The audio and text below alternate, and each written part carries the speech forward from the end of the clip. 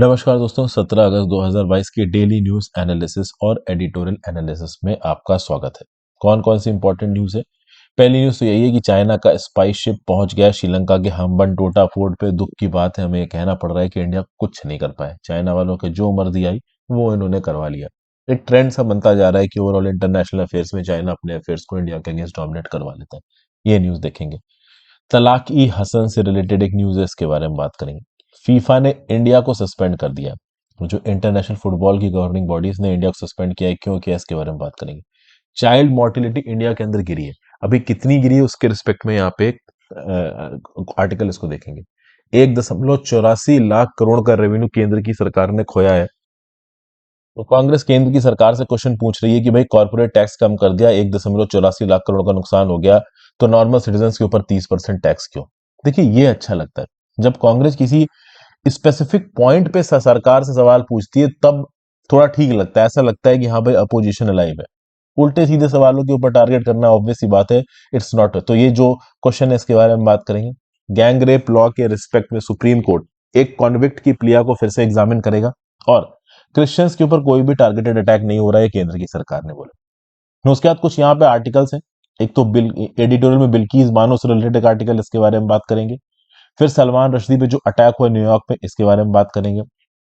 Stepping back from an ecological bliss, कैसे ecology की field में हम लोग पीछे होते जा रहे हैं, इसके बारे में बात करेंगे।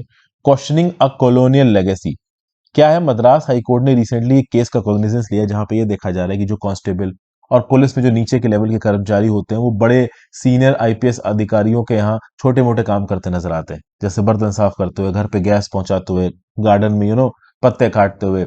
तो ये जो पर्टिकुलर पुलिस फोर्स है, ये ट्रेंड पुलिस पर्सन है पुलिस फोर्स में काम करने के लिए, ना कि बड़े अधिकारियों के यहाँ काम करने के लिए। तो एक ऐसे समय पे जब ओवरऑल हमारे देश के अंदर पुलिस फोर्सेस की कमी है, उस समय पे इस प्रकार की न्यूज सुनने को आया कि बड़े आला आईपीएस अधिकारी, सीनियर एसपी डीजीपी के यहाँ कुछ छोटे मोटे ऑर्डरलीज काम कर रहे हैं, पुलिस का कोर काम छोड़ के वो बड़े साहब लोगों का काम कर रहे हैं, अपने आप में थोड़ा एक दुखी होने वाली बात है। इसके बारे में बात करेंगे। नेहरूविन प्रेस से रिलेटेड एक आर्टिकल है, इसको देखेंगे। ये क्वेश्चनिंग ऑफ कॉलोनियल लेगेसी वाला आर्टिकल शायद मैं आपको अलग से एक्सप्लेन करूं। तो लेट्स सी कितने आर्टिकल्स कैसे मैं एक्सप्लेन कर पाता हूँ। होलिस्टिक वे में आपको पूरी एनालिसिस आपको मिलेगी। एस्पाउस मतलब क्या होता है? Word of the day, adopt और सपोर्ट। कॉज, बिलीफ और वे। बेसिकली किसी भी प्रकार के कॉज को, बिलीफ को सपोर्ट करना, अडॉप्ट करना, इसको आप बोलते हो एस्पाउस। उसके प्रति अपना समर्थन दिखाना। वीडियो पे लाइक और शेयर कर बटन, चैनल को अब तक शेयर और सब्सक्राइब नहीं किया कर लीजिए, इंस्टाग्राम पे फॉलो कर लीजिए, टेलीग्राम को ज्वाइन कर लीजिए। दोनों चीजों का लिंक नीचे दिया हो सके तो सुपर थैंक्स का ऑप्शन दबा के हेल्प करें। तो चाइना का वेसल युआंग वांग 5 श्रीलंका के हम्बनटोटा पोर्ट पर पहुंच गया। जीएस पेपर 2 इंडिया और नेबरहुड रिलेशंस में न्यूज आपके काम की। तो 16 अगस्त को श्रीलंका के हम्बनटोटा पोर्ट पर पहुंचा है, और इसके अगेंस्ट इंडिया ने भी कंसर्न्स दिखाए हैं, यूएस ने भी कंसर्न्स दिखाए हैं। चाइना ने बोला है कि मरीन साइंटिफिक रिसर्च के लिए शिप आया है, इंटरनेशनल लॉ से कंसिस्टेंट है, किसी भी दूसरी कंट्री के सिक्योरिटी इंटरेस्ट इससे थ्रेटन नहीं होंगे। पर चाइना क्या बोलता है और क्या करता है, उसमें क्या फर्क है, ये हम सबको पता है। ओके। फिर इस वेसल की military capabilities in the Indian Ocean region के बारे में इंडिया और यूएस दोनों अपने एप्रीहेंशन श्रीलंकन सरकार को बता चुके हैं। बट श्रीलंकन सरकार इस हद तक उधार में डूबी है चाइना के, कि वो एक स्पाइन रख के मना नहीं कर पा रहे हैं। अभी भी उनको उधार चाहिए, लोन चाहिए श्रीलंका को चाइना से, जिसके चलते ओवरऑल श्रीलंका की सोवरेनिटी यहाँ पे कॉम्प्रोमाइज्ड है। न्यू दिल्ली की जो अप्रीहेंशन है, इनको अनजस्टिफाइड और मॉरली इररिस्पॉन्सिबल बोला था चाइना ने। और चाइना ने बोला था कि किसी भी थर्ड पार्टी कंट्री को इंडिया श्रीलंका के बीच में इंटरफेरेंस नहीं करनी चाहिए। थर्ड पार्टी कंट्री यहाँ इंडिया ही था। फिर चाइना ने बोला कि हम रेडी हैं श्रीलंका के साथ म्यूचुअल ट्रस्ट को कंसोलिडेट करने के लिए, पॉलिटिकल गेन्स को कंसोलिडेट करने के लिए, विन विन कॉपरेशन बढ़ाने के लिए, बायलेटरल रिलेशंस के साउंड और स्टीडी डेवलपमेंट के लिए। अभी रिसेंटली श्रीलंका ने चाइना की वन चाइना पॉलिसी के प्रति अपना सपोर्ट दिखाया है, और ओवरऑल बोला है कि प्रोवोकेशन नहीं होनी चाहिए। तो जो नैन्सी पेलोसी गई थी आपकी ताइवान में, इसके अगेंस्ट बोला श्रीलंका में। सोचो, श्रीलंका जैसी कंट्री चाइना के फेवर में यूएस के अगेंस्ट बोल रहा है। तो अपने आप में आप समझ सकते हो कि चाइना का कितना इन्फ्लुएंस है श्रीलंका के अंदर। इनफैक्ट जो श्रीलंका का टोटल उधार है, लगभग 10% चाइना से आया है। आगे देखा जाए तो पैंडेमिक के बाद से $2.8 बिलियन श्रीलंका को चाइना ने दिया है। अभी रिसेंटली देखा जाए तो मई 2022 में $74 मिलियन की एक ग्रांट भी दी थी। इंडिया इसी साल $3.8 बिलियन दे चुका है श्रीलंका को। तो श्रीलंका इंडिया की बात मान रहा है, ऐसा नहीं है कि नहीं मान रहा है। ठीक है ना, नमस्ते नमस्ते श्रीलंका इंडिया को कर रहा है, लेकिन चाइना को मना नहीं कर पा रहा है, क्योंकि चाइना एक बुलिंग नेशन है, श्रीलंका को लगता है कि इनसे मना करके जाएंगे का। और हमने अभी रिसेंटली एक डॉर्नियर मैरीटाइम सर्विलेंस एयरक्राफ्ट भी गिफ्ट किया है श्रीलंका को। इनफैक्ट हमने ये गिफ्टिंग की है 15 अगस्त को, और जस्ट के एक दिन बाद हुआंग वांग 5 पहुंचा है श्रीलंका के अंदर। तो लेट्स सी इसका क्या, आप कह लो, international significance over the course of time, किस प्रकार से श्रीलंका इंडिया के रिश्ते उभरते हैं, इवॉल्व होते हैं, ये सब आगे देखा जाएगा। इस युआंग वांग 5 को श्रीलंकन गवर्नमेंट द्वारा साइंटिफिक रिसर्च शिप बुलाया गया है। एक BRISL belt and road initiative Sri Lanka नाम की कोलंबो बेस्ड कंपनी है, जो कि चाइना के ambitious belt and road initiative को श्रीलंका में इंप्लीमेंट कर रही है। तो इसी कंपनी ने पहले बताया था कि युआंग वांग 5 अगस्त और सितंबर के समय पे इंडियन ओशन रीजन से गुजर रहा होगा तो श्रीलंका में रुकेगा।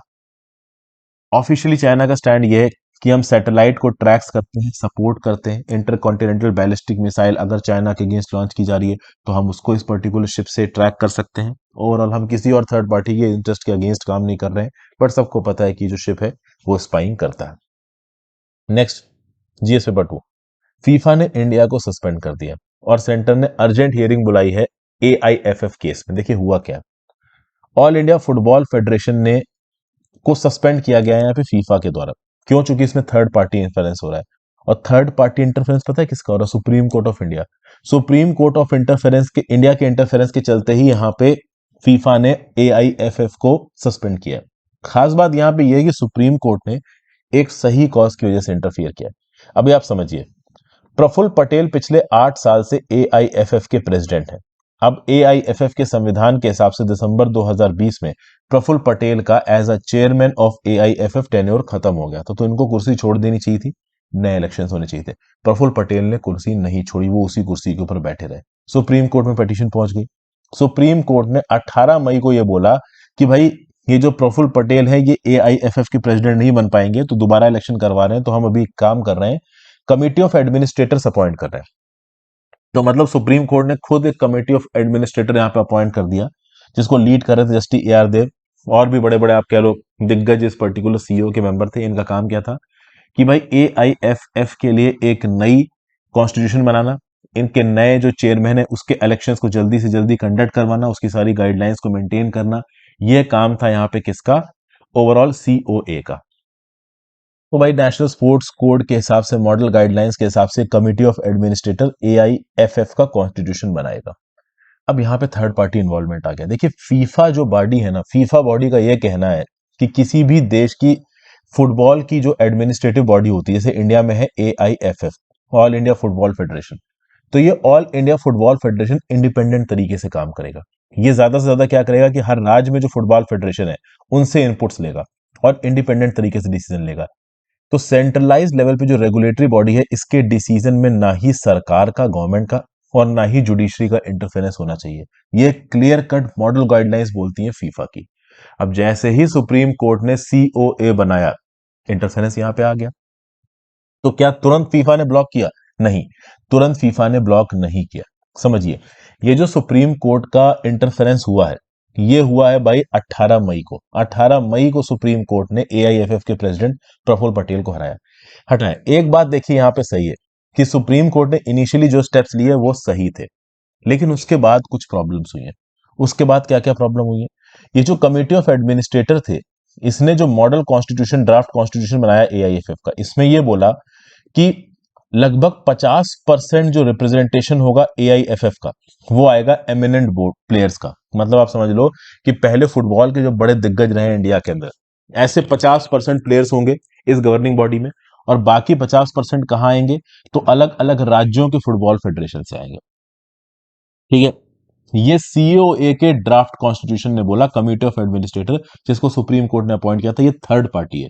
समझ गए? ये AIFF नहीं है, क्योंकि AIFF वाले खुद से अपने आप को रिफॉर्म नहीं कर रहे थे, उनके तो प्रेसिडेंट तक अपनी कुर्सी को छोड़ने को तैयार नहीं थे। तो इस कंटेक्स्ट में अगर आप देखो, तो शुरुआत में तो फीफा ने क्या किया, एक joint FIFA Asian football confederation mission भेजा इंडिया के अंदर इंडियन फुटबॉल को मॉनिटर करने के लिए। इनकी 3 दिन की विजिट खत्म हुई 23 जून को।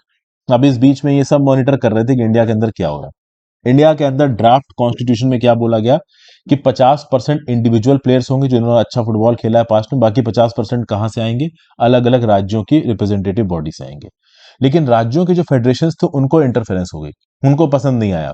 मतलब ये जो सुप्रीम कोर्ट अपॉइंटेड सीओए ने बोला कि 50% मेंबरशिप पुराने अच्छे फुटबॉल प्लेयर्स की होनी चाहिए, इस बात से जो स्टेट रेगुलेटर्स थे, जो स्टेट फेडरेशन थी अलग अलग फुटबॉल की, वो वाकया नहीं रखती थी।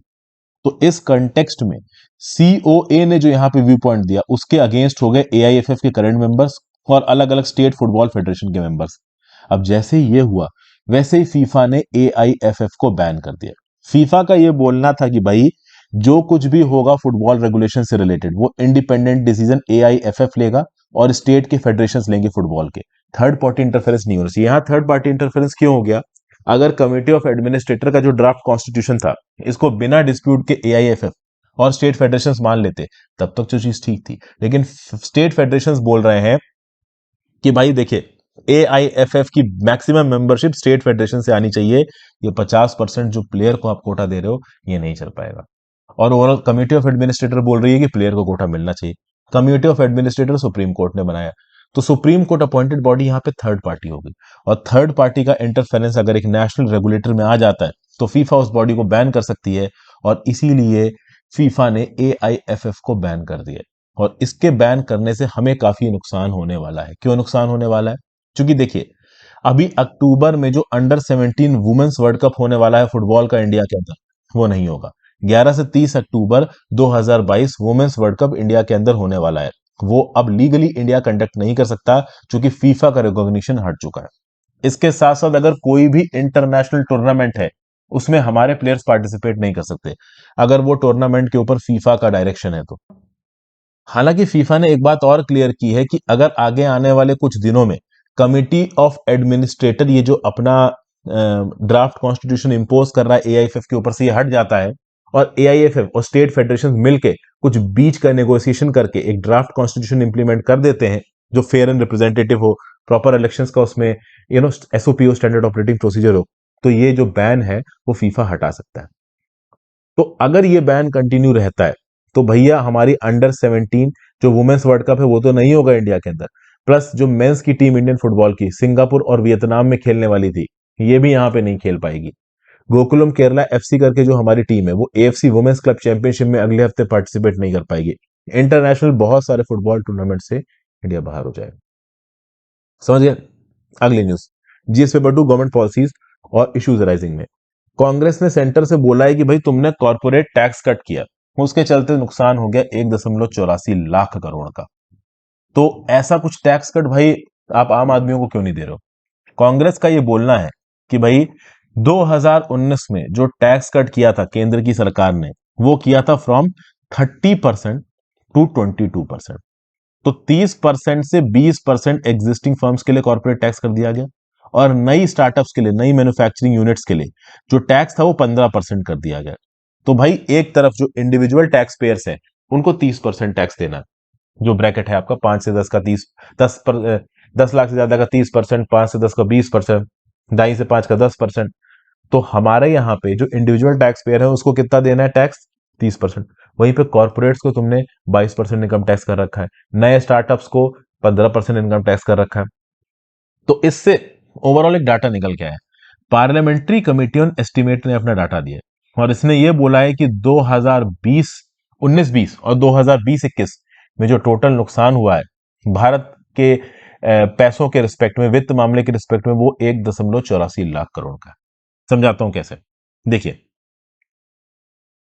2019-20 में इस कॉर्पोरेट इनकम टैक्स कट के चलते टैक्स में कम आया पैसा 87,835 करोड़, और 2020-21 में इस टैक्स कट के चलते कम आया पैसा 96,399 करोड़। यह है लगभग 1,84,000 करोड़। तो 2019-20 और 20-21 इसमें नुकसान हुआ है 1,84,000 करोड़ का, ऑन एन एवरेज हर साल 92,000 करोड़ का। और बड़े आराम से इस एस्टिमेट के हिसाब से ये पता चल सकता है कि 2021-22 में हमें नुकसान हुआ होगा 1 लाख करोड़ से ज्यादा का। तो आप एक तरफ तो कॉर्पोरेट्स को इतने टैक्स बेनिफिट दे रहे हो, इससे बेटर तो ये रहता कि आप मनरेगा के बजट को 2.26 गुना बढ़ा देते। फाइनेंशियल ईयर 2023 में मनरेगा का बजट है 73,000 करोड़। अगर इसको आप 2.2 टाइम्स कर देते हो तो ये लगभग 1.84 लाख करोड़ ही हो जाएगा। तो इसको 1.84 लाख करोड़ करने की जरूरत थी, लेकिन सरकार यहां पे क्या कर रही है, सरकार ओवरऑल कॉर्पोरेट टैक्स कट कर रही है। अब ये कांग्रेस इल्जाम लगा रही है रूलिंग पार्टी बीजेपी के ऊपर। रूलिंग पार्टी बीजेपी का ये बोलना है कि जब कॉर्पोरेट टैक्स कट्स होते हैं तो वो देश के ही बेनिफिशियल है। अगर हम चाइना और वियतनाम की सप्लाई चेन्स को खींच के इंडिया के अंदर लाना चाहते हैं तो इंडिया के अंदर जो कंपनीज आके इन्वेस्ट कर रही हैं उनको कम टैक्स रेट दिखने चाहिए। ये कंपनीज यूएस छोड़ के चाइना क्यों गई थी, वियतनाम क्यों गई थी? क्योंकि लैक्स इन्वायरमेंटल लॉस थे, चीप लेबर था, कम इनकम टैक्स देना था। और इसी बेसिस पे इंडिया भी इन कंपनीज को अपने यहां खींच पाएगा, नहीं तो नहीं खींच पाएगा।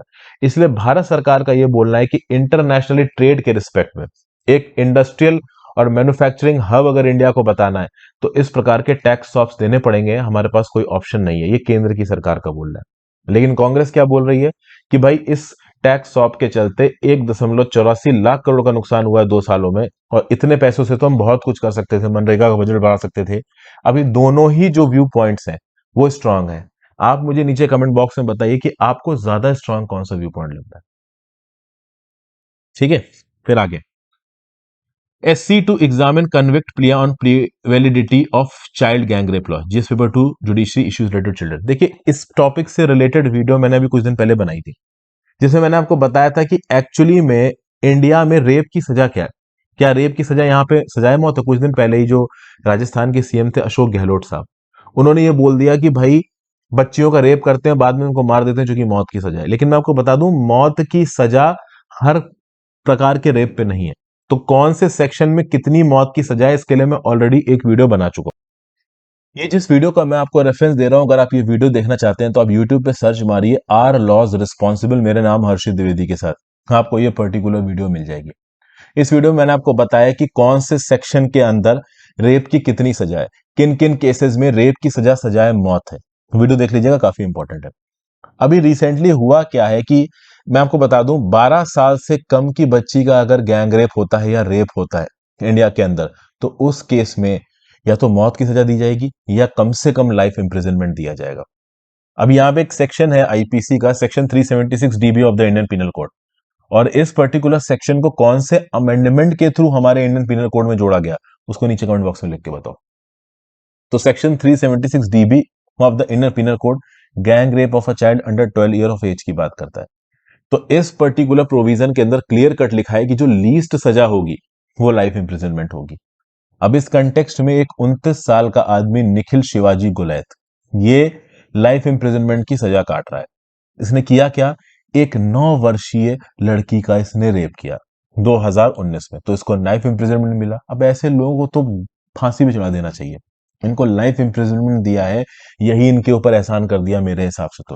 तो पहले तो स्पेशल कोर्ट ने इसको डेथ की सजा सुनाई, बाद में बॉम्बे की हाई कोर्ट ने इसको लाइफ इंप्रिजनमेंट विदाउट रेमिशन, मतलब ये जब तक जिंदा रहेगा तब तक जेल में रहेगा। अब ये इंडिविजुअल पहुंचा है सुप्रीम कोर्ट के पास, और सुप्रीम कोर्ट के पास पहुंच के गुहार लगा रहा है कि यार बाकी किस्म के रेप में आप 20 साल की सजा दे रहे हो, 30 साल की सजा दे रहे हो, 10 साल की सजा दे रहे हो।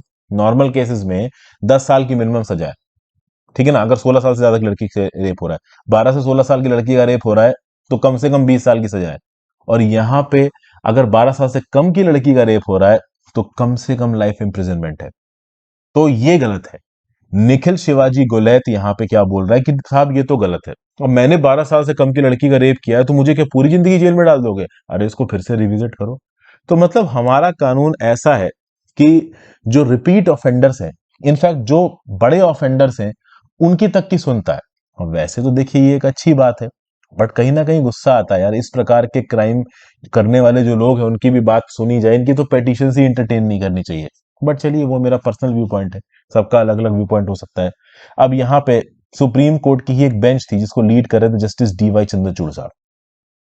इनके सामने ये जो इंडिविजुअल है निखिल, इसका एडवोकेट गौरव अग्रवाल पहुंचा, और उसने बोला कि भाई अगर 12 साल से ज्यादा की लड़की का रेप हो रहा है तो जो मिनिमम सजा है वो 20 साल की है, और 12 साल से कम हो गया तो मिनिमम सजा लाइफ इंप्रिजनमेंट हो गया।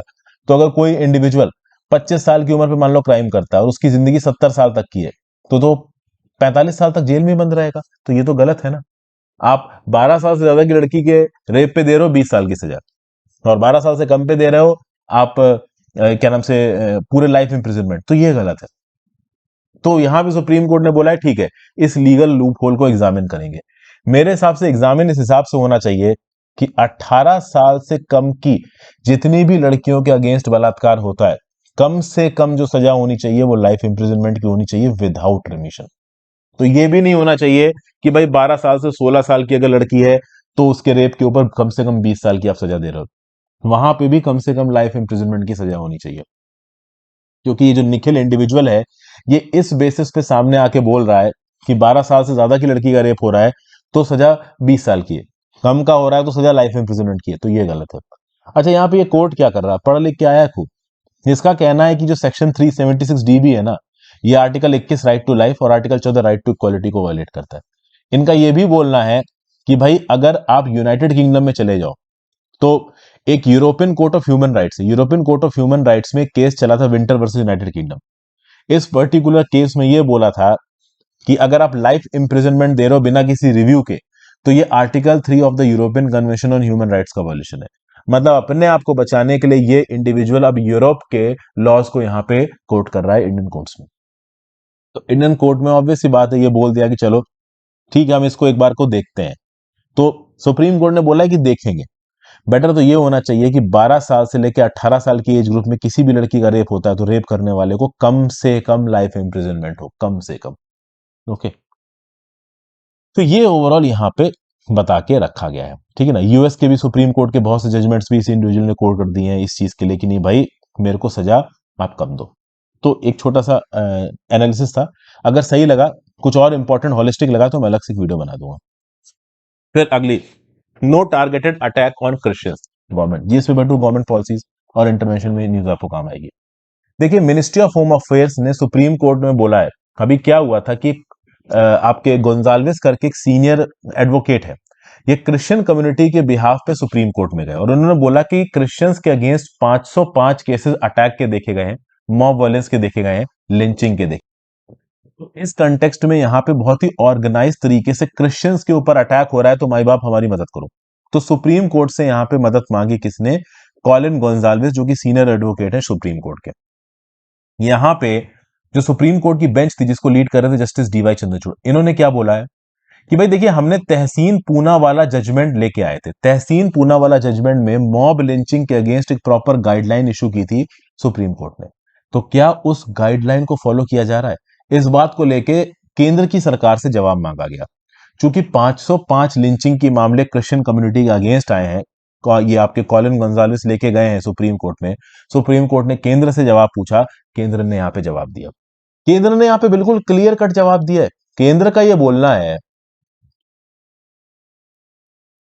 कि भाई देखिए, ये जो 505 केसेस क्रिश्चियन कम्युनिटी के ऊपर अटैक के हैं ना, ये ज्यादातर फॉल्स हैं और सेलेक्टिव सेल्फ सर्विंग डॉक्यूमेंट के बेसिस पे नजर आ रहे हैं। कभी कभी तो आपसी पारिवारिक लड़ाई को और प्राइवेट लैंड डिस्प्यूट्स को भी सरकार की तरफ से अटैक दिखा रखा है, मॉब लिंचिंग दिखा रखा है। तो मतलब आसपास जो 2-3 फैमिलीज रहती थी उनके बीच में लड़ाई हो गई एक लैंड की प्रॉपर्टी को लेके, तो उसको यहाँ पे क्रिश्चियन कम्युनिटी के ऊपर अटैक दिखा दिया, क्रिश्चियन कम्युनिटी का परसिक्यूशन दिखा दिया। कोई क्रिमिनल अटैक हो गया किसी क्रिश्चियन फैमिली के ऊपर, तो उसको ये दिखा दिया कि हाँ, ऑर्गेनाइज तरीके से जो फंडामेंटलिस्ट ऑर्गेनाइजेशन है वो इस चीज को अटैक करवा रहे हैं। तो यहाँ पे केंद्र की सरकार ने साफ साफ सुप्रीम कोर्ट ने बोला है कि भाई कोई ऑर्गेनाइज्ड मॉब लिंचिंग नहीं हो रही है, ये जो भी केसेस हैं ये क्रिमिनल नेचर के हैं, या फिर लैंड डिस्प्यूट है, या फिर कोई पर्सनल राइवलरी की वजह से हो रहे हैं, क्रिमिनल नेचर के हैं। यहाँ पे कोई भी रिलीजियस कम्युनल एंगल उभर के नहीं आ रहा है। तो वायलेंस अगेंस्ट क्रिश्चियन में रिलीजियस कम्युनल एंगल 99% केसेस में उभर के नहीं आ रहा है, प्रॉपर फैक्चुअल चेक नहीं हुआ है, गलत प्रकार से इंफॉर्मेशन सुप्रीम कोर्ट के सामने पुटअप की जा रही है, ये मिनिस्ट्री ऑफ होम अफेयर्स ने बोला।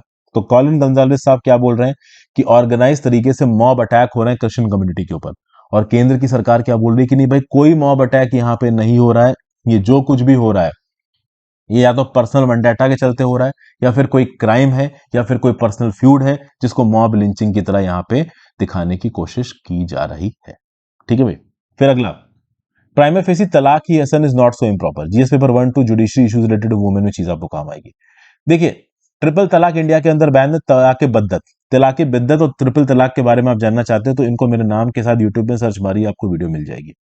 अब क्या हुआ, रिसेंटली एक लेडी तलाके हसन के अगेंस्ट पिटीशन लेके पहुंची सुप्रीम कोर्ट में। तलाके हसन भी मेरे नाम के साथ सर्च मारिए, आपको मैंने वीडियो बना रखी। तलाके हसन में क्या होता है कि 3 महीने तक हर महीने एक बार तलाक बोलेगा, डिवोर्स का नोटिस देगा हस्बैंड अपनी वाइफ को। तो भाई हर महीने में एक बार, अगले 3 महीने तक हस्बैंड अपनी वाइफ को डिवोर्स का नोटिस देगा। तो तीसरे महीने में जब डिवोर्स का नोटिस दे देगा तो तलाक को मान लिया जाएगा। तो ये इंस्टेंट ट्रिपल तलाक नहीं है, जहां पे तलाक तलाक तलाक बोला और तलाक हो गया। वो तो खैर इंडिया में अनकॉन्स्टिट्यूशनल हो चुका है। तलाक हसन में महीने में एक बार बोला जाता है। तो एक महीने में एक बार, अगले महीने में एक बार, उसके अगले महीने में एक बार। और जितनी बार, अब ये जो 3 महीने ना, इन 3 महीनों के बीच में हस्बैंड वाइफ के बीच में कोई सेक्सुअल एक्टिविटी नहीं होनी चाहिए। बहुत सारी टर्म्स एंड कंडीशंस है। तो ये जो तलाकी हैक्सन नाम की प्रैक्टिस है, इसको लेके एक मुस्लिम वुमेन पहुंची सुप्रीम कोर्ट के पास और जाके बोली कि साहब ये गलत है, इससे मेरा अत्याचार हो रहा है, मेरे अगेंस्ट, इसको हटाओ।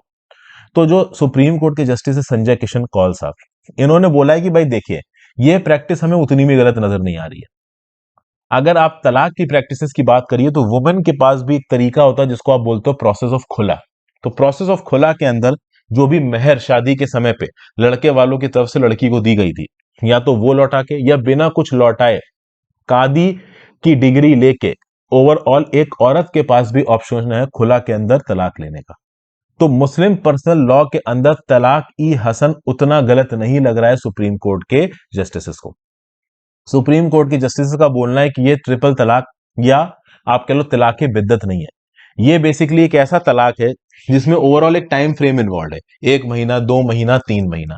अच्छा खासा सोचने का टाइम होता है दोनों ही पार्टीज के पास, अपनी बातचीत को निगोशिएट करने का टाइम होता है। तो ये जो तलाक हसन का तरीका है, ये उतना गलत नजर नहीं आ रहा है। सुप्रीम कोर्ट ने साफ साफ बोल दिया है। इस प्रकार का एक तरीका खुला भी एग्जिस्ट करता है मुस्लिम पर्सनल लॉ में, जिसमें लेडीज भी तलाक मांग सकती हैं। तो इस कंटेक्स्ट में तलाक ई हसन को यहां पे थोड़ा सही बता रहे हैं। जो पेटिशनर थी वो यहां पहुंची थी कि talaq e Hasan is violative of article 14, 15, 21 and 25 और international convention on civil and human rights का वायलेशन है। लेकिन सुप्रीम कोर्ट बोल रहा है कि तलाक ई हसन उतना भी गलत नजर नहीं आ रहा है। हमें एक लिमिट से ज्यादा रिलीजियस फील्ड्स में घुसना नहीं चाहिए।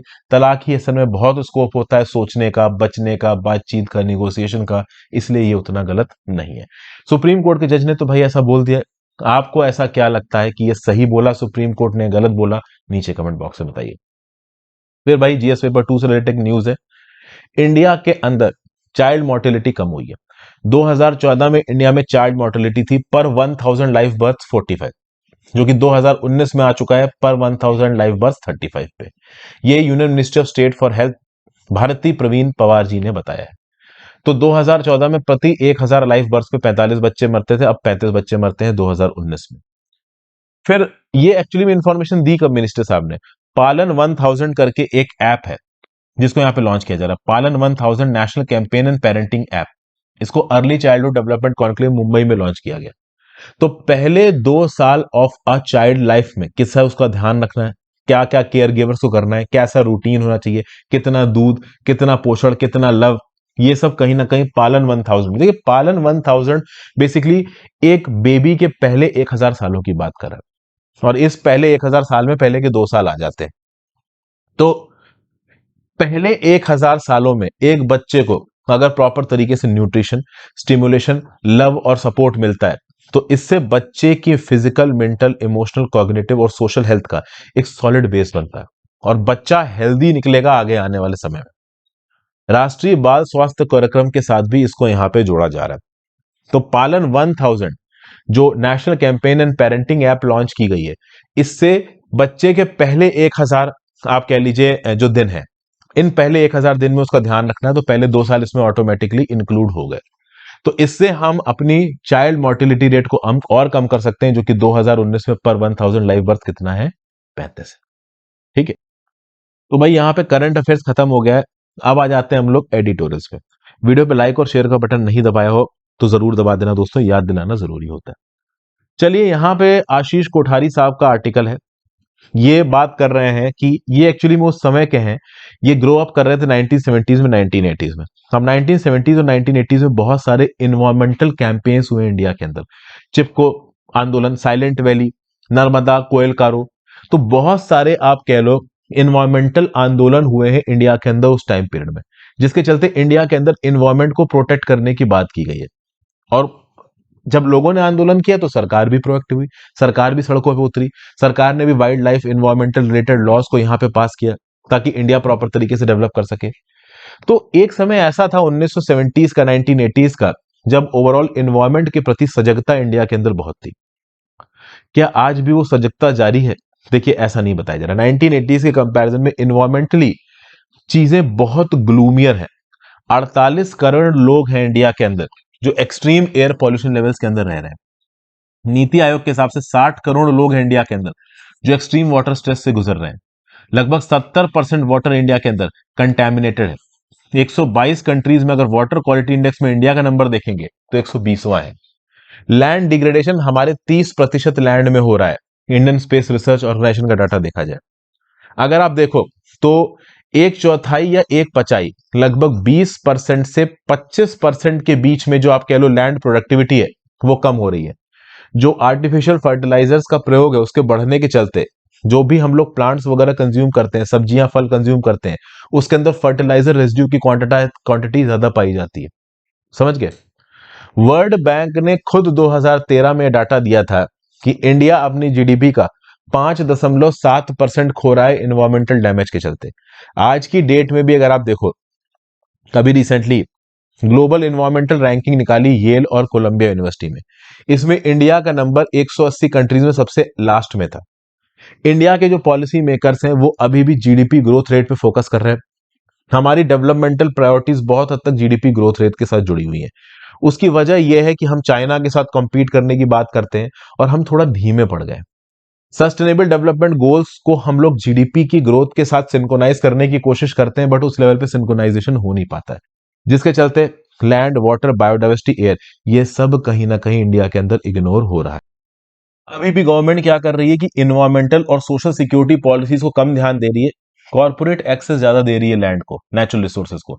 आप देखिए बहुत सारे माइनिंग लीजेस को यहाँ पे क्लियर किया जा रहा है, इन्वायरमेंटल इंपैक्ट असेसमेंट के नोटिफिकेशन को लीनियंटली छोड़ा जा रहा है। कहीं ना कहीं अगर आप देखें तो ग्रोथ और डेवलपमेंट की तरफ सरकार का ज्यादा ध्यान है। उसके चलते अगर इन्वायरमेंट का नुकसान होता है तो होने दो, ये लॉन्ग टर्म में डेंजरस हो सकता है। अगर आप मिनिस्ट्री ऑफ एनवायरनमेंट, फॉरेस्ट और क्लाइमेट चेंज का बजट देखो तो जो टोटल बजट है इस मिनिस्ट्री का, इससे 40 गुना तो हाईवे के एलोकेशन के लिए ही सरकार ने एलोकेट किया 2022-23 के बजट में। तो इससे क्या पता चल रहा है? इससे यह पता चल रहा है कि इन्वायरमेंटल सस्टेनेबिलिटी ये सरकार के एजेंडा पे उतना नहीं है। वजह क्या है? इतना कैसे हम लोग आप कह लो ग्रोथ डेवलपमेंट की तरफ भाग रहे हैं? देखिए क्या है, 1991 में जब इकोनॉमिक रिफॉर्म शुरू हुए तो पूरी तरीके से कंज्यूमरिस्ट किस्म का कल्चर इंडिया के अंदर आ गया, और इस कंज्यूमरिस्ट किस्म के कल्चर के चलते ग्लोबल इकोनॉमी के बड़े बड़े कॉर्पोरेट्स इंडिया के अंदर एंट्री मारने लगे हर सेक्टर में। चाहे आप इन्वायरमेंटली माइनिंग के सेक्टर्स देख लो, चाहे आप एक्सट्रैक्शन के सेक्टर्स देख लो।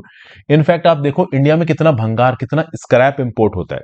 ये स्क्रैप दूसरे देशों की गंदगी है जो हम इंडिया के अंदर इंपोर्ट कर रहे हैं।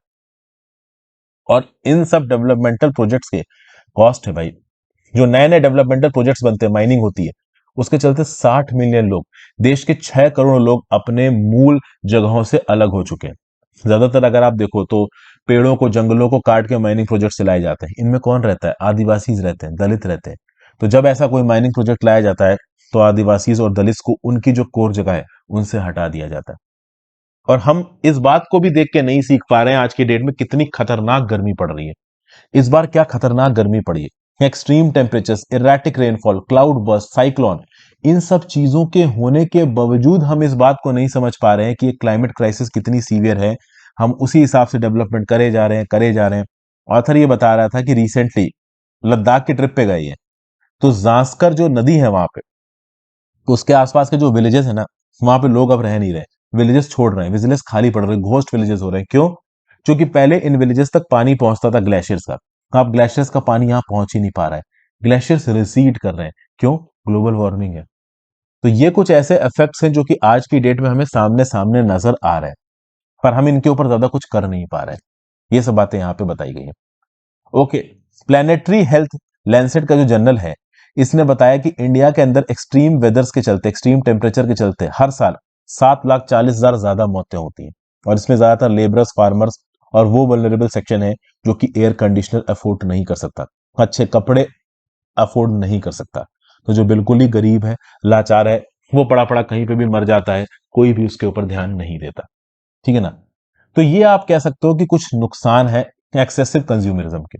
क्या इसके कुछ सॉल्यूशंस है? जी हाँ, सॉल्यूशंस है। सॉल्यूशंस अगर आप देखो तो एक 5000 दलित वुमेन फार्मर्स है डेक्कन डेवलपमेंट सोसाइटी की। इन्होंने दिखाया कि किस प्रकार से ऑर्गेनिक रेन फेड फार्मिंग के थ्रू भी अच्छी खासी पैदावार फूड की जा सकती है, फूड सिक्योरिटी और सॉवरेनिटी को मेंटेन कर सकते हैं। ये एक एग्जांपल है। इसके साथ साथ कच्छ गुजरात में सेवरल हंड्रेड हैंडलूम वीवर्स ने दिखाया है कि कैसे क्रिएटिव स्किल के बेसिस पे ऑर्गेनिक काला कॉटन को बना के, इससे अच्छे अच्छे हैंडीक्राफ्ट्स को बना के मार्केट में एक अफोर्डेबल रेट पे बेचा जा सकता है, जिससे textile, footwear, cleaning agents, pestles, pottery, furniture, architecture जैसी जिस टेक्नोलॉजी है इनको डेवलप किया जा सकता है।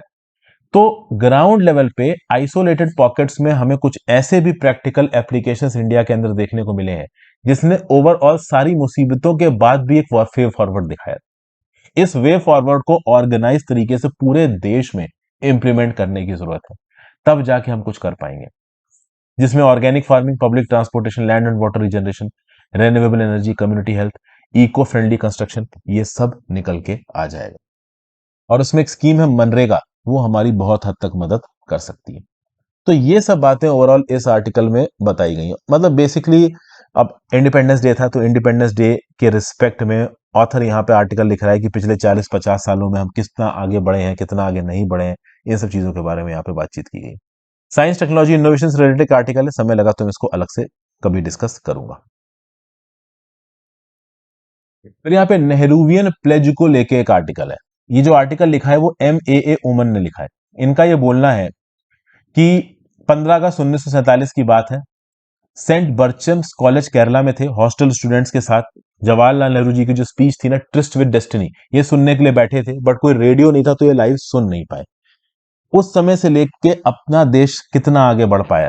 ट्रिस्ट विद डेस्टिनी में जो कुछ भी बोला जवाहरलाल नेहरू साहब ने, क्या वो आज तक सही हुआ है? क्या इंडिया के अंदर इनइक्वालिटी कम हुई है? क्योंकि ट्रिस्ट विद डेस्टिनी वाली स्पीच में हमारे देश के गरीबों के लिए काम करने के लिए बोला था जवाहरलाल नेहरू साहब ने, लेकिन क्या वो इनइक्वालिटी हटी है? आज की डेट में gender inequality, social inequality, democracy, ये सब कहीं ना कहीं नीचे की तरफ जा रहा है। ऑथर बोल रहा है कि नो डाउट इंडिया एक इकोनॉमिक पावर बना है, लिटरेचर में, साइंस में, टेक्नोलॉजी में, नॉलेज डिफ्यूजन में, इनोवेशन में हम आगे बढ़े हैं, लेकिन इसके बावजूद हम बहुत सी चीजों में पीछे भी गए हैं। जैसे for example maternal mortality rate की बात कर लिए तो देश की 640 डिस्ट्रिक्ट्स की 456 डिस्ट्रिक्ट में 140 पर लाख लाइव बर्थ पे मां की मृत्यु हो जाती है। मतलब पर 1 लाख लाइव बर्थ पे 140 माओ की मृत्यु होती है। मैटरनल मोर्टिलिटी रेट बहुत ज्यादा है। आसाम के अंदर ही 215 है। सस्टेनेबल डेवलपमेंट टारगेट क्या है? 70। और इंडिया के अंदर ये कितना चल रहा है? 140। तो क्या आप इसको डेवलपमेंट बोल सकते हो? नहीं बोल सकते हो। इसके लिए रिस्पॉन्सिबल क्या है? Inequality between man and women. हमारे देश के अंदर मैन और वुमेन के पास जो रिसोर्सेस की अवेलेबिलिटी है वो इनइक्वल है, जिसके चलते वुमेन को यहाँ पे झेलना पड़ता है। इस कंटेक्स्ट में ग्लोबल जेंडर गैप इंडेक्स की बात कर लेते हैं वर्ल्ड इकोनॉमिक फोरम की। ये 4 पैरामीटर्स पे economic participation, education attainment, health and survival और पॉलिटिकल एम्पावरमेंट की बेसिस पे रैंकिंग देता है। इंडिया की रैंक 2006 में 98 थी, बांग्लादेश की 91 थी। इंडिया की रैंक 2022 में 135 हो चुकी है, बांग्लादेश 71 पे आ चुका है। तो बांग्लादेश इंप्रूव कर रहा है और इंडिया नीचे की तरफ जा रहा है। और हम खुश किस बात से हो जाते हैं कि पाकिस्तान की 145 है, अफगानिस्तान की 146 है, जबकि हमें तो अपना इंप्रूवमेंट देखना है ना यार। अगल बगल की चिल्लर कंट्रीज के रिस्पेक्ट में थोड़ी ना हम अपने आप को कंपेयर करेंगे, हमने कितना डेवलपमेंट किया ये हमें देखना बहुत ज्यादा जरूरी है। और ये सब कुछ तब हो रहा है जब हमारे देश की लोकल बॉडीज में 20 स्टेट्स में 50% रिजर्वेशन वुमेन के पास है और बाकियों में 1/3 रिजर्वेशन वुमेन के पास है। तो लोकल बॉडीज में जब इतना रिजर्वेशन वुमेन के पास है, उसके बावजूद पब्लिक इंटरवेंशन होते हुए भी जेंडर के बेस पे इतना ज्यादा सेग्रीगेशन इंडिया के अंदर। वुमेन एक मार्जिनलाइज्ड कम्युनिटी में आती है। वुमेन के बाद आते हैं दलित, आदिवासी और पुअर। ये भी कहीं ना कहीं आगे नहीं बढ़ पाया और इनके आगे ना बढ़ने के चलते एक प्रॉब्लम देखने को मिली। देखिए इंडिया के अंदर अगर आप देखो तो 1930s में आप टॉप 1% जो अमीर लोग थे वो 21% इनकम अपने पास रखते थे। ये नंबर 1980 में 6% था और अभी 22% पे है। प्रॉब्लम ये है इंडिया के अंदर 1980 से लेके 1915 2015, मतलब ये जो 35 साल का पीरियड है, इसमें जो बॉटम 50% की दौलत है वो 90% बची है, बढ़ी है, लेकिन टॉप 1% की दौलत 435% बढ़ी है। अगर आप इंडिया के बिलियनियर्स देखो, 2020 में इंडिया में 102 बिलियनियर्स थे, 2021 में 142 बिलियनियर है। तो कुल मिला के इनइक्वालिटी बढ़ती जा रही है। ऐसा हम नहीं कह रहे हैं कि जो नीचे के लोग हैं, जो कहीं ना कहीं लोअर ब्रैकेट्स में आते हैं इकोनॉमिक स्केल के, वो ऊपर नहीं उठ रहे, वो ऊपर उठ रहे हैं, लेकिन उनसे भी ज्यादा तेजी से वो लोग ऊपर उठ रहे हैं जो कि ऑलरेडी टॉप पे हैं, रिच क्लास को बिलोंग करते हैं। ठीक है भाई। फिर ये जो आउट क्वेश्चनिंग का कॉलोनियल लेगेसी वाला आर्टिकल है, ये मैं अलग से आपके साथ डिस्कस करूंगा। एक और आर्टिकल है remission without reform on the release of 11 convicts in Bilkis Bano. भाई जो 11 कन्विक्ट्स को छोड़ा गया है ना, इन 11 लोगों ने 7 लोगों का मर्डर किया था, गैंग रेप किया था 3 वुमेन का। गुजरात कम्युनल पोग्राम में इन लोगों ने इतना क्राइम किया ह्यूमैनिटी के अगेंस्ट, और इनको यहां पे छोड़ दिया गया। ये अपने आप में एक बड़ी क्वेश्चनेबल चीज है। सबसे पहली बात तो, क्या ये डिसीजन लीगली सही है? गुजरात की राज्य की सरकार ने डिसीजन लिया। गुजरात की राज्य की सरकार को केंद्र की सरकार से बातचीत करनी चाहिए थी इस डिसीजन को लेने से पहले। तो पहली बात तो, गुजरात की राज्य की सरकार ने केंद्र की सरकार से बातचीत नहीं की। इस बात को लेकर क्वेश्चन किया जा रहा है। ठीक है ना। ये लोग 3 वुमेन के रेप में इन्वॉल्व थे, एक 3 साल के बच्चे के मर्डर में इन्वॉल्व थे, और 6 और लोगों के मर्डर में इन्वॉल्व थे। तो इस कंटेक्स्ट में यहां पे इनको रिमिशन दे देना ये किस हद तक सही है? देखिए, ऑलरेडी गुजरात की सरकार की एक 1992 की रिमिशन पॉलिसी है। उस पॉलिसी को भले ही आपने फॉलो भी किया हो, उसके बावजूद भी section 435 of the code of criminal procedure के हिसाब से इन 11 कन्विक्ट्स को छोड़ने से पहले, रेमिशन देने से पहले, केंद्र की सरकार से डिस्कशन करना जरूरी था। केंद्र की सरकार से प्रायर कंसल्टेशन करना जरूरी था, और इस कंसल्टेशन में कॉन्करेंस होना चाहिए था। सुप्रीम कोर्ट ने कॉन्स्टिट्यूशन बेंच 2015 में बोला है कि भाई सेक्शन 435 में जो कोड ऑफ क्रिमिनल प्रोसीजर है, इसमें केंद्र की सरकार का कॉन्करेंस लगेगा। कॉन्करेंस मतलब अगर केंद्र की सरकार हामी भरेगी तभी 11 लोगों को छोड़ सकते हो आप, नहीं तो आप नहीं छोड़ सकते हो। तो इस कंटेक्स्ट में लीगली ये जो राज्य की सरकार का डिसीजन है वो गलत है। सुप्रीम कोर्ट ने राज्य की सरकार से बोला डिसीजन लेने को, राज्य की सरकार ने डिसीजन लेके इनको छोड़ भी दिया। अभी छोड़ दिया तो केंद्र की सरकार पहली बात क्या कर रही है? केंद्र की सरकार बोलेगी हमारे पास कोई पिटीशन आई नहीं, जबकि सीआरपीसी 435 के हिसाब से पिटीशन जानी चाहिए। तो अभी बेस्ट जो रिजॉर्ट वो ये है कि सुप्रीम कोर्ट के पास केस पहुंचे और सुप्रीम कोर्ट इस पर्टिकुलर डिसीजन को नल एंड वॉइड कर दे, इन लोगों को फिर से अरेस्ट किया जाए। अगर राज्य की सरकार को सच में इन 11 लोगों को छोड़ना है, तो पहले इनको छोड़ने की पिटीशन केंद्र की सरकार के पास जानी चाहिए under section 435 of the criminal procedure code, और केंद्र की सरकार के अप्रूवल के बाद ही ऐसा कुछ होगा। और केंद्र की सरकार अप्रूवल नहीं दे पाएगी, बहुत तगड़ा पॉलिटिकल प्रेशर आएगा। तो ये चीज यहां पे बताई जा रही है। देखिए, रेमिशन एक अच्छी चीज है, समझिए, रेमिशन इज इंपॉर्टेंट। इंटरनेशनल ज्यूरिस्प्रूडेंस में भी ओवरऑल किसी इंडिविजुअल को आप जेल में डाल दो और उसके छूटने का कोई भी स्कोप ना हो, इस प्रकार के नियम कानून नहीं होने चाहिए। लेकिन लेकिन उस बीच में ऐसी गलतियां, जैसे फॉर एग्जाम्पल एक लेडी का रेप 11 लोगों के द्वारा, खासकर तब जब वो 5 महीने प्रेग्नेंट थी, उसके बाद एक 3 साल के बच्चे का मर्डर और 6 लोगों का मर्डर, ये इतने बड़े क्राइम्स हैं जहां पे रेमिशन एक्सपेक्ट नहीं किया जा सकता है। They doesn't deserve to be remitted. ये यहां पे ओवरऑल लॉजिक निकल के आ रहा है। अब लेट्स सी इस लॉजिक को किस हद तक आगे सुप्रीम कोर्ट, हाई कोर्ट मानेंगे सही, वो हम देखते हैं। फिर सलमान रश्दी के ऊपर जो अटैक हुआ है न्यूयॉर्क में, देखिए, इस पर्टिकुलर आर्टिकल में ऑथर ये बोल रहा है कि सलमान रश्दी के ऊपर अटैक हुआ। ईरान की सरकार ने ओपनली बोला कि हमने अटैक नहीं कराया, लेकिन at the same point of time Iran की सरकार ने इस अटैक को जस्टिफाई किया है। ईरान की सरकार का यह बोलना है कि सलमान की रश्दी का काम ही ऐसा था कि उसके खिलाफ अटैक होना चाहिए था। अब ये चीज सही नहीं है। एटलीस्ट यहां पे एक स्टेटमेंट ईरान की सरकार की तरफ से यह आ सकता था कि हाँ भाई, हम इस प्रकार के अटैक्स को क्रिटिसाइज करते हैं। ठीक है ना। ईरान की सरकार ने 1989 में उनके जो अलेटिया रुमुल्ला खेमेनी थे, उन्होंने यहाँ पे ओवरऑल फतवा निकाला कि मार दो सलमान रश्दी को। तब से लेके फतवा अब तक जारी है। बीच में एक मॉडरेट लीडर भी आए थे ईरान के अंदर। ठीक है ना। ये मॉडरेट लीडर कौन थे? तो कमाल खराजी। 1998 में कमाल खराजी ने बोला, ये फॉरेन मिनिस्टर थे गवर्नमेंट ऑफ ईरान में, इनका यह बोलना था कि भाई देखिए, ओवरऑल हम रश्दी को मारने की कोई प्लानिंग नहीं कर रहे हैं। अब ये 1998 से लेकर 2005 तक की जो आप कह लो रिफॉर्मिस्ट सरकार थी प्रेसिडेंट मोहम्मद खतामी के अंदर, इसके जाने के बाद फिर से कंजर्वेटिस्ट का राज हुआ है, और इन कंजर्वेटिस्ट ने रीइटरेट किया है कि भाई ओवरऑल जो फतवा है किसके अगेंस्ट, सलमान रश्दी के अगेंस्ट, वो स्टैंड करता है। जिस इंडिविजुअल ने मारा है सलमान रश्दी को, 24 वर्षीय अमेरिकन सिटीजन है, लेबनीज डिसेंट का। अभी कुछ दिन पहले लेबनन गया था और उसके सोशल मीडिया हैंडल्स पे ओवरऑल प्रो ईरान बातें लिखी पड़ी है, और इसने यहां पे आके ओवरऑल अटैक कर दिया सलमान रश्दी के ऊपर। तो ईरान की सरकार का जो ऑफिशियल स्टैंड निकल के आया है, वो बहुत इररिस्पॉन्सिबल है।